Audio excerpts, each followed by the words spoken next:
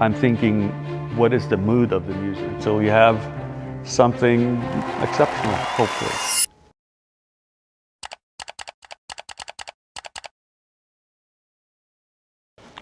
It starts with a feeling. It starts with a couple of notes and a feeling. On the piano, usually. And on the piano, you have to have a good imagination because you might be hearing French horns, you might be hearing a harp or trumpets or violins. So as a composer, it's your job to sort of imagine what that note on the piano would sound like played by different instruments. Good afternoon.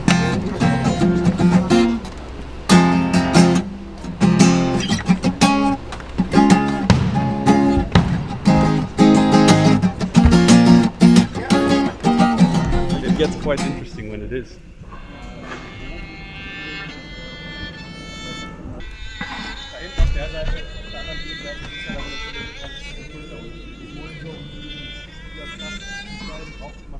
I would say more than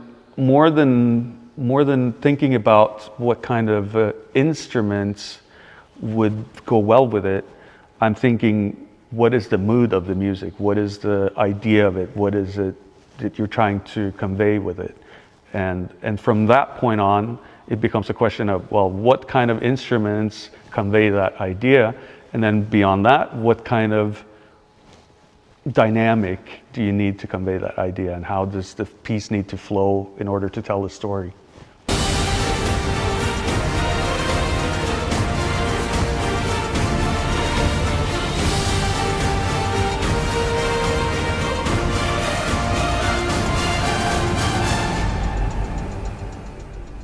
And then you have the snowball effect, where one thing leads to another, and before you know it, if you keep taking those steps forward, you eventually get to something interesting, hopefully. And that's how all of my music starts, basically, with a couple of notes and a couple more, and then two more, until you have something exceptional, hopefully.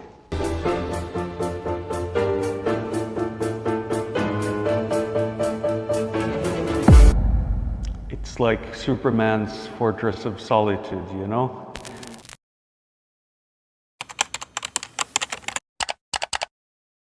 Definitely have to be alone. For me, it's very subjective. Music is something that I create from feelings, from focus. I need that solitude in order to be able to create what I want.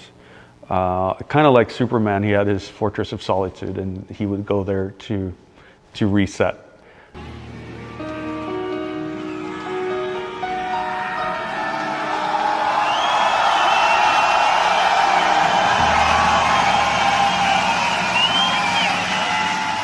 So Superman had the fortress of solitude, and composers, we have the little cave that we sit in and compose music. I'm not that way anymore. I prefer to sit out here by my piano and just look at nature and be inspired that way, because the sky and nature paints a different picture every day, and it can inspire you endlessly. I can control the surroundings, and I come out when I'm finished, and I leave when I want to. And it makes for a very interesting life. Not always so easy for everyone around me, but it's the only way I can do this stuff.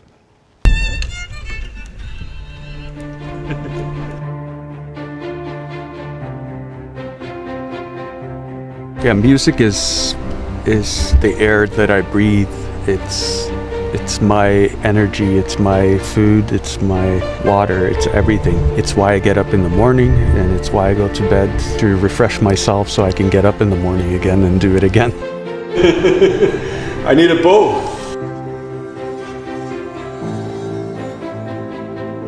All right, fit for action.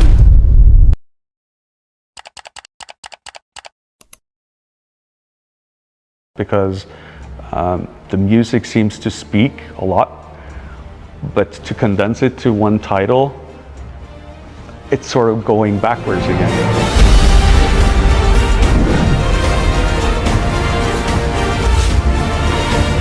Yeah, very accurate. I think with music, it's the language that takes over when you're lost for words, whether it's an emotion or an adventure. A lot of the times it's a feeling that cannot be described with words because it's so complex. And music has a way of explaining things without words. And I think that's very fascinating, and I'm constantly fascinated by it. I actually have a very hard time naming my songs because of that, because, well, the music's trying to say something. I'm not quite sure what, but I can feel it.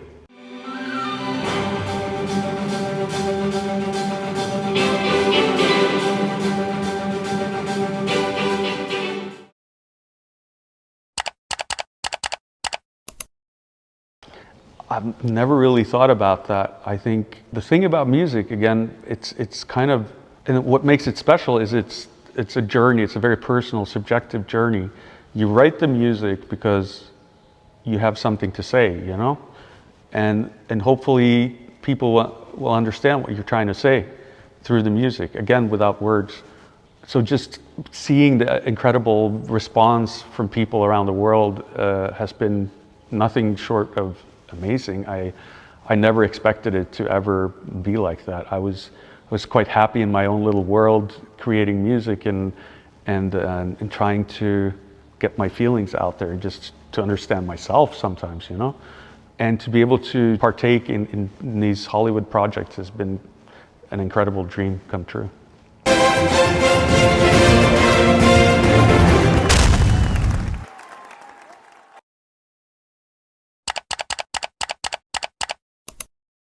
You can break the rules, you can break the limit, and you can create something that feels larger than life.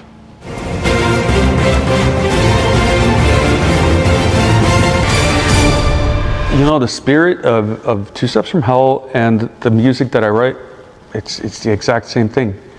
I was always fascinated. I think maybe a lot of people can relate to this, but I was always fascinated about the human being's ability to break all these limits, you know, to go and create skyscrapers and planes that fly in Mach speed and just constantly breaking the boundaries of mankind. And in many ways, that's what drew me to music, because there are no rules. It's completely limitless. It's like looking up in the sky and into the universe and thinking, well, the sky really isn't the limit.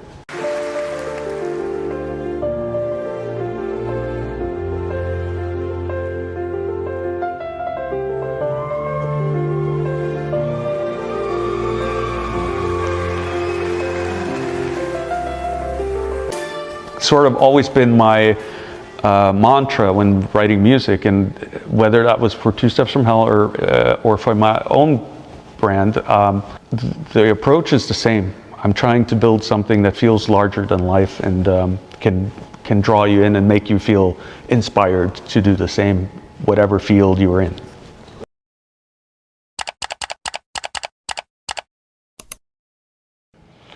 But that's a very flattering comparison, obviously. But he's the granddaddy of all epic music. I mean, he's inspired so many people in our generation, and including myself.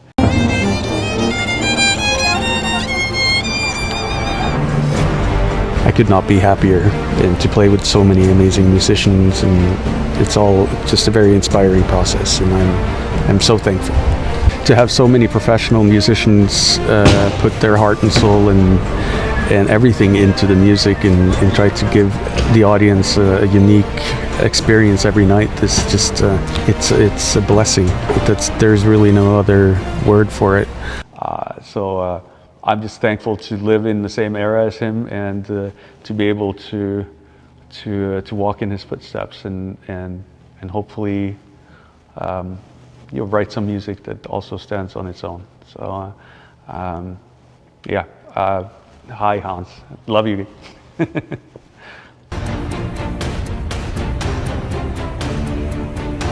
No, it's quite surreal, I have to say. You kind of try to not think too much and just do what you're there to do, which is to share your music and then have, share it and experience with a crowd that is special. it's I'm thinking bouncing about around. food. I'm hungry. Of course you're thinking about food. I don't think about the concert until it's time to do it. It's like I just put my trust in the higher powers that things will be okay, and that's all I can do, really.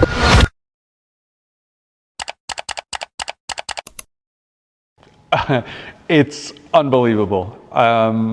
It's an emotion that I wish everyone could experience. Is the joy of seeing people's faces react to something in real time. And it's sort of like a game of ping pong. I send the energy out, the energy comes back. We are communicating in a giant room or a venue or outdoor arena or what have you. Oh, there you are. Eliana, are you doubling the melody? You want me to just play chords? You don't want me to double it? I think just chords.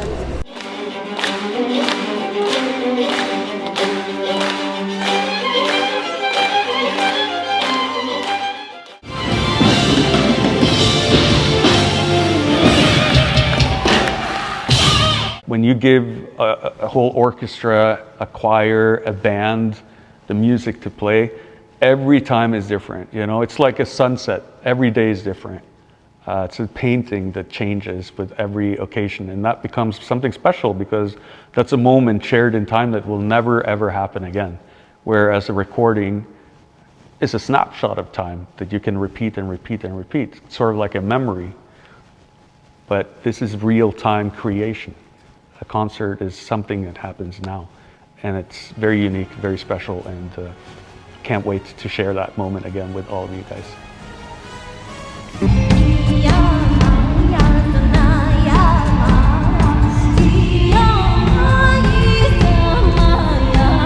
It has this echo. Do you hear it too? Yeah. It's like very massive.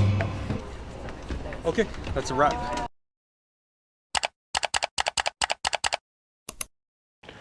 Everything. I've never been to China, regrettably, but I can't wait to see it. I've seen it on TV and movies. I have a lot of Chinese friends. I'm connecting well with the China audience, and I know that they're technologically on a different level, like a different planet. So I'm super excited to see that part of it, and just know that they're such friendly, amazing, deeply cultural people, and I'm just so excited that we are able to connect through music. To be able to play in front of so many people and share that joy and passion and obsession is a true privilege, and it really would not be worth anything if I didn't have the audience. So the audience is really what makes the music come alive.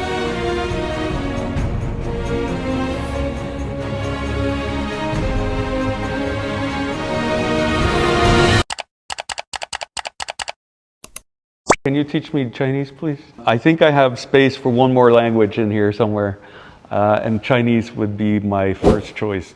And it's very unique, very special, and can't wait to share that moment again with all of you guys.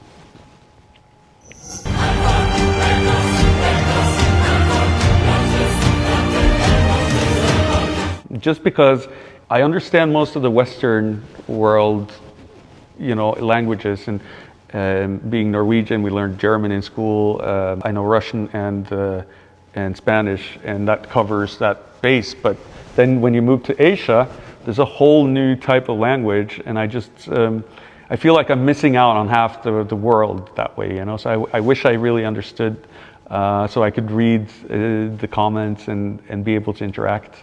But I have seen some translations, and it's extremely engaging, and it's extremely motivating to read. Thank you so much for all your comments, for all your productions, for everything that you do with my music, and for all your kindness and love and support. It really means so much for me. I feel like that's a whole world that I'm not able to understand, but going to China now, I hope to understand it a little better, and to be able to take part in all your amazing culture and share this moment of music together.